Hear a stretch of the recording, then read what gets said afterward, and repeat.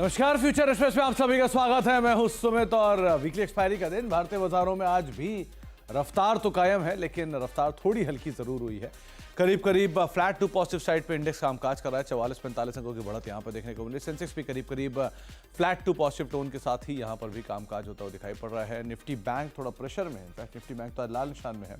190 अंकों की गिरावट वहां पर देखने को मिल रही है। थोड़ा सा प्रेशर बैंक की तरफ से आ रहा है, लेकिन उसको कंपनसेट कर रहा है आईटी। मिड कैप इंडेक्स में 0.5% के आसपास की बढ़त है।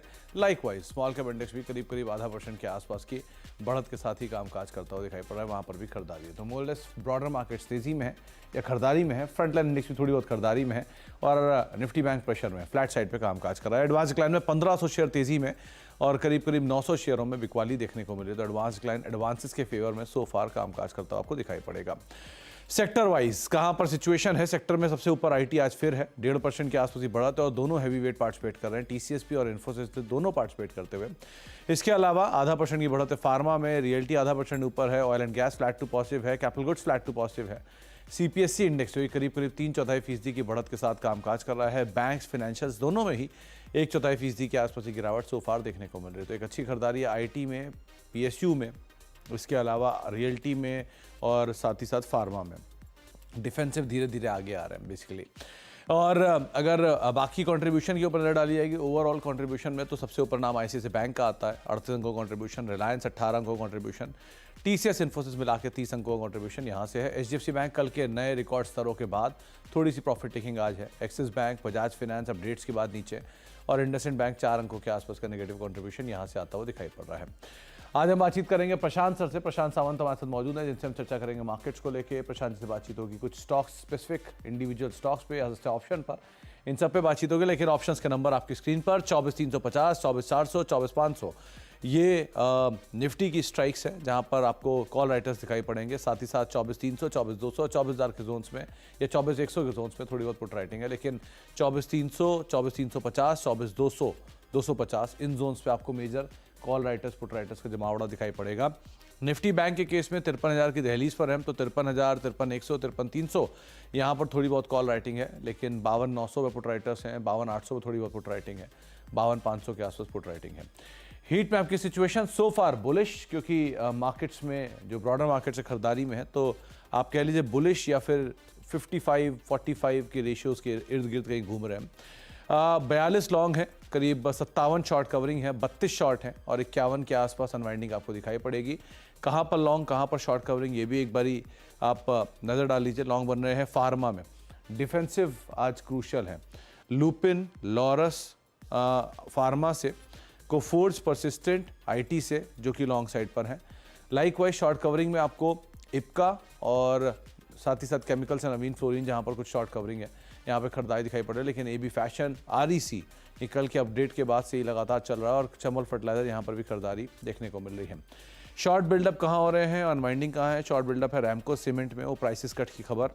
रैमको सीमेंट, जेके सीमेंट दोनों में इम्पैक्ट है।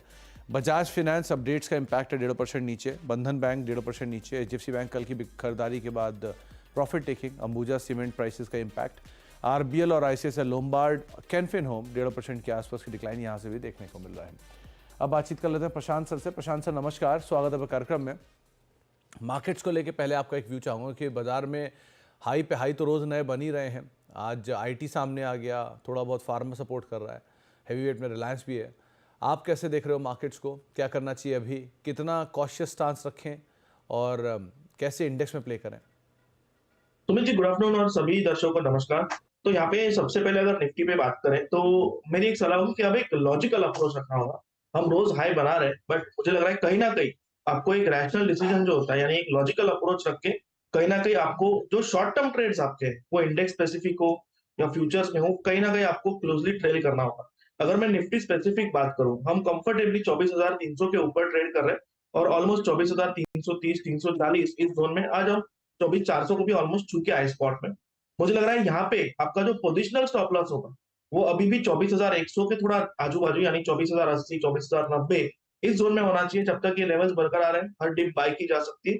शॉर्ट टर्म ट्रेड्स के हिसाब से जिनके पास पोजीशन हो, वो 24,250, 265 इस जोन को as a trailing stop loss use करे। करंट प्राइस से जस्ट 50-60 पॉइंट नीचे, यहाँ से अगर कोई रिवर्सल है तो आप almost near to the top profit book करें। जो कि एक लॉजिकल अप्रोच हो। मैं इसके सामने जब बैंक निफ्टी को देखता हूँ, तो ये बार-बार जो स्पॉट है वो 53,000 53,000 के अहम लेवल के आसपास 53,000 53,200 इसके ऊपर क्लोज होने के लिए 2-3 दिनों से स्ट्रगल कर रहा है। तो यहाँ पे मेरी सलाह होगी जो एक्जिस्टिंग लॉन्ग्स हैं, वो 52,700 के जस्ट नीचे 52,680 52,650 इन ज़ोन को एक ट्रेलिंग स्टॉप लॉस के हिसाब से यूज़ करें। करंट लेवल पे फ्रेश बाइंग नहीं करनी चाहिए। जहाँ तक एक पोजिशनल व्यू है, मुझे नहीं लग रहा है बैंक निफ्टी में कोई बड़ा रिवर्सल आएगा, जब तक कि हम 54,400 54,800 ज़ोन को विज़िट ना करें। तो यहाँ पे एक ट्रेंड लाइन प्रोजेक्शन आ रहा है। तो मुझे लग रहा है पोजिशनली वही टारगेट मेरे इंटैक्ट रहेंगे, बट इस लेवल पे अभी क्लोज़ली ट्रेल करके एक बार मुनाफ़ा बाँध के नेक्स्ट ट्रिप में फिर से एंट्री लेनी होगी। तो थोड़ा थोड़ा मुनाफा बांधते चलिए, क्योंकि बाजार में तेजी है और बरकरार है तेजी। तो ये तेजी बरकरार जब तक है तब तक एटलीस्ट थोड़ा प्रॉफिट लेते चलिए, लेकिन साइमल्टेनियसली आपको कोई बड़े फॉल की उम्मीद तो नहीं है, लेकिन लॉजिकली थोड़ा बहुत प्रॉफिट लेने में भी कोई बुराई है नहीं, जो प्रशांत सर भी कह रहे हैं। प्रशांत सर, अब इंडिविजुअल स्टॉक्स में कहाँ पर आप लॉन्ग हो, कोई शॉर्ट्स? तो सुमित जी, पिछले गुरुवार को जब हम मिले थे तब मिड कैप आईटी में एज यूजुअल काफी वक्त बाद करीबन 675-80 पे बिरला सॉफ्ट रेकमेंड किया था मैंने 720 के टारगेट के लिए। वो टारगेट्स के ऊपर ट्रेड कर रहा है कंफर्टेबली, मुझे लग रहा है वो पोजीशन कैरी करनी चाहिए।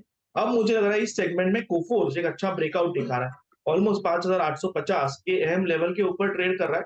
मुझे लग रहा है यहाँ पे 5,750 के जस्ट नीचे 5740 5745 ये स्टॉप लॉस रख के आप 6,100 से लेके 6,150 ये पोजिशनल टारगेट्स रख सकते हो। ये जो ब्रेकआउट आया है, मुझे लग रहा है ये काफी वक्त बाद आया है, एक बड़े अंडर परफॉर्मेंस के बाद आया है और वॉल्यूम्स पिकअप हो रहे हैं। तो मुझे लग रहा है ये ट्रेंड बरकरार रहेगी और यहाँ पे पोजिशनली अच्छे टारगेट्स मिल सकते हैं। तो ये मेरी फर्स्ट पिक होगी। नेक्स्ट पिक मेरी होगी एमएनएम।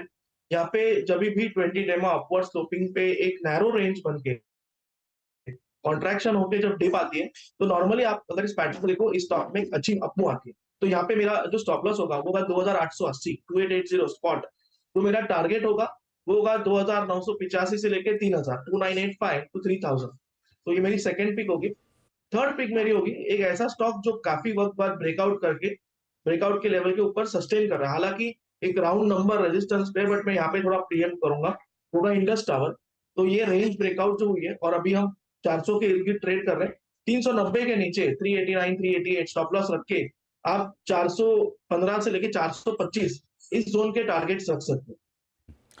तो तीन नाम हैं और तीनों के तीनों नाम आपकी स्क्रीन पर हैं। पहला जो नाम आपको बताया गया वो है कोफोर्ज का। पहले बिरला सॉफ्ट जो प्रशांत सर ने लास्ट वीक दिया था, टारगेट हिट भी हुआ था, उसकी तर्ज पे अब कोफोर्ज के ऊपर आप दाव लगा सकते हैं। करीब 6100 6150 के टारगेट्स के लिए 5750 का स्टॉप लॉस मेंटेन करेंगे। इंडस टावर दूसरा नाम रहेगा जहां पर आप खरीदारी करके चल सकते हैं। करीब 415 425 के टारगेट्स के लिए यहां पर भी आप खरीदारी करेंगे। 389 का एक स्टॉप लॉस यहां पर मेंटेन करके चलने की राय आपको दी जा रही है। तो दो नाम तो यही होगा। तीसरा नाम है एम 3000 के टारगेट्स के लिए 2880 का एक स्टॉप लॉस मेंटेन करेंगे। प्रशांत सर, एक सवाल मैं पूछूंगा। पहला, क्योंकि आप हर बारी आईटी में से मिड कैप आईटी पिक करते हो, कभी लार्ज कैप आईटी पिक नहीं करते, पहली चीज़ उसकी वजह। दूसरा, अभी अभी एक ब्लॉक हुआ है टीसीएस में और टीसीएस भी डे हाई के आसपास आ गया है। सो यहाँ पर आपके व्यू?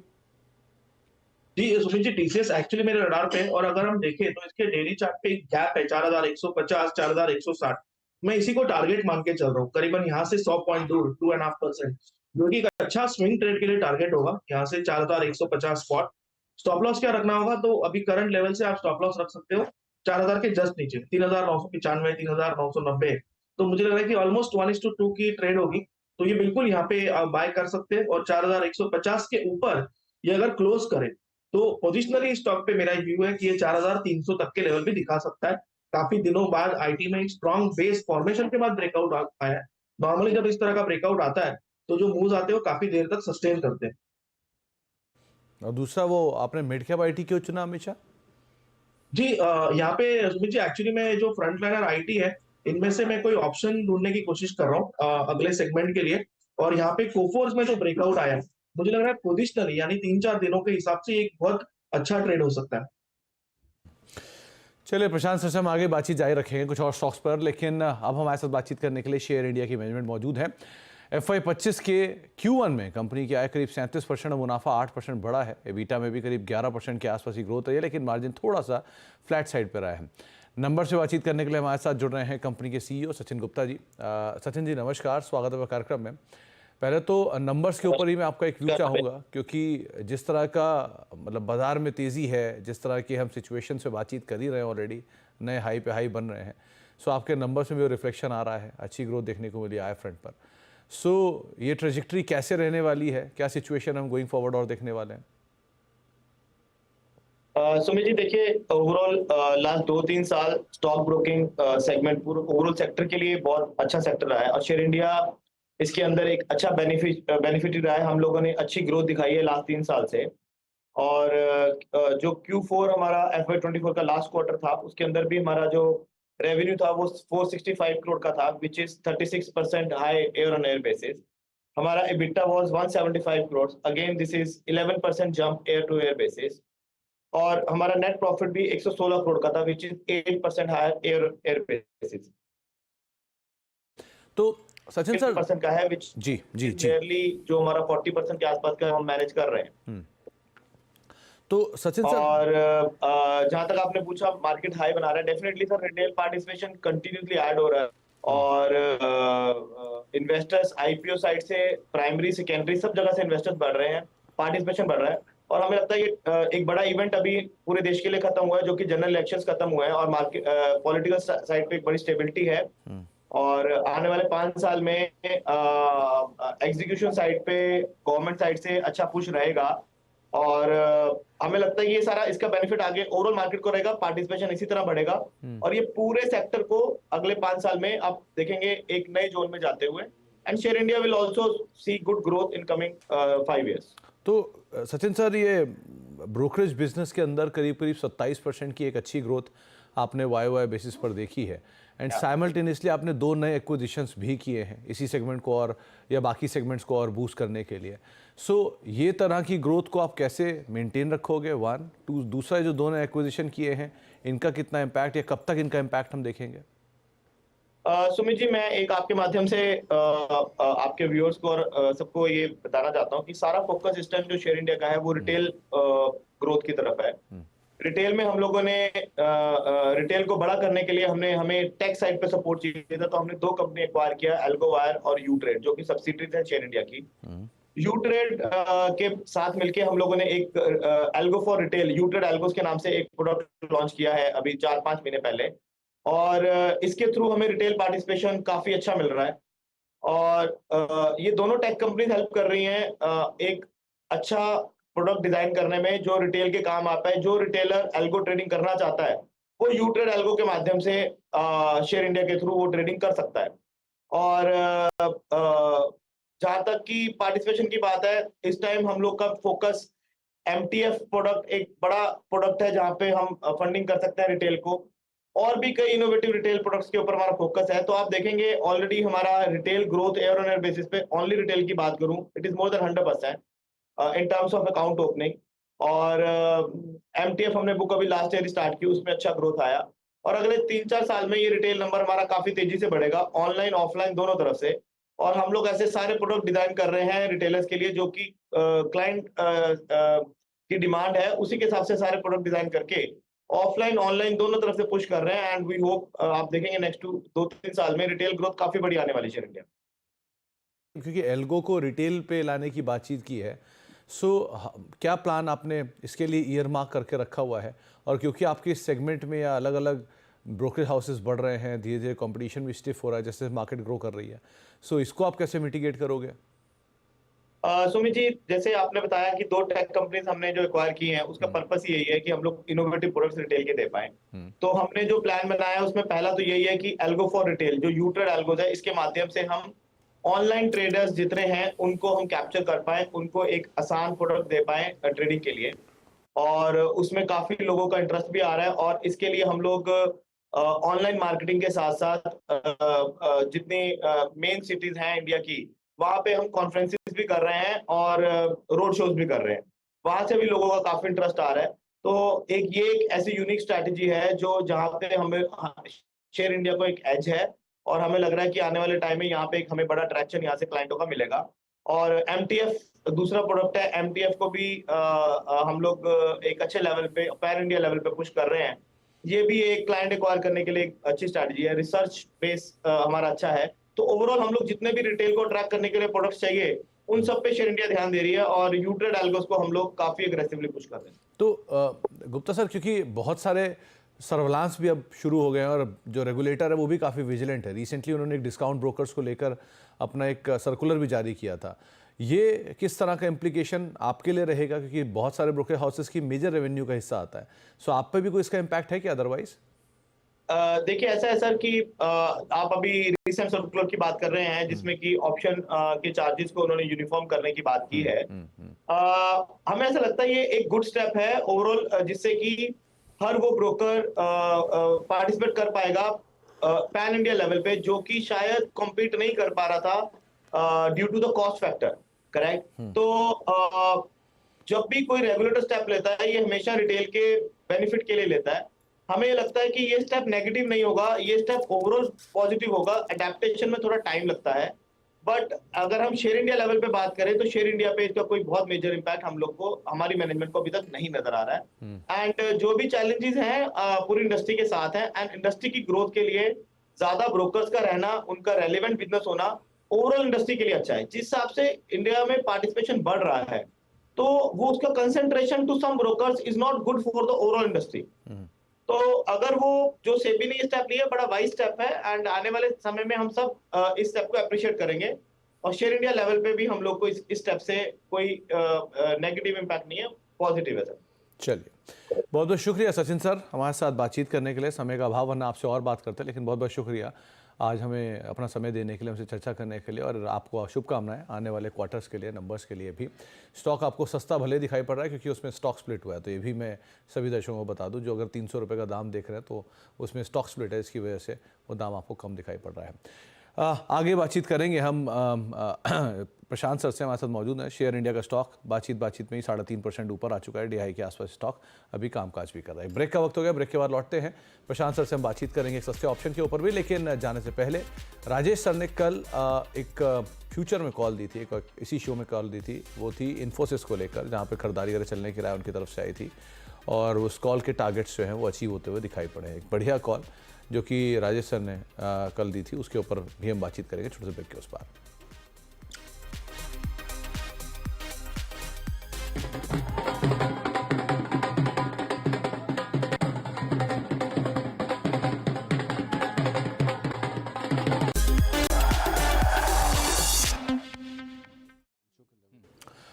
आप देख रहे हैं फ्यूचर एक्सप्रेस, और इस समय की सबसे बड़ी और सबसे बेहतरीन खबर यह है कि CNBC आवाज़ की बादशाहत जो है वो बरकरार है, और 69.4% के मार्केट शेयर के साथ मार्केट आवर्स में आवाज़ का जो मार्केट शेयर है वो डोमिनेंस बरकरार है। तो लगातार ये मार्केट शेयर में डोमिनेंस, और अब 69.4% का मार्केट शेयर, जिसके साथ CNBC आवाज़ देश का नंबर 1 बिजनेस चैनल के तौर पे आपको दिखाई पड़ रहा है। तो मार्केट आवर में CNBC आवाज़ की बादशाहत बरकरार है, और आप सभी दर्शकों का इसी के लिए तहे दिल से शुक्रिया। तो बाजार में लगातार तेज़ी है, और उस तेज़ी को आप देख रहे हैं CNBC आवाज़ के माध्यम से, इसीलिए मार्केट आवर्स में हमारा मार्केट शेयर करीब 70% के आसपास है।